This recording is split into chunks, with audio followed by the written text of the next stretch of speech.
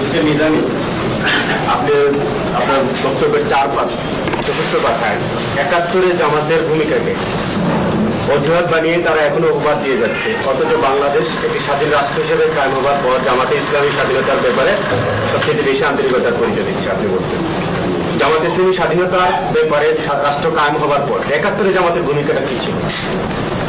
এরকম আমরা বলেছি একাধিকবার, আমাদের সে সময়ে রাজনৈতিক অবস্থানটা ভিন্ন ছিল, এটা সকলের জানা।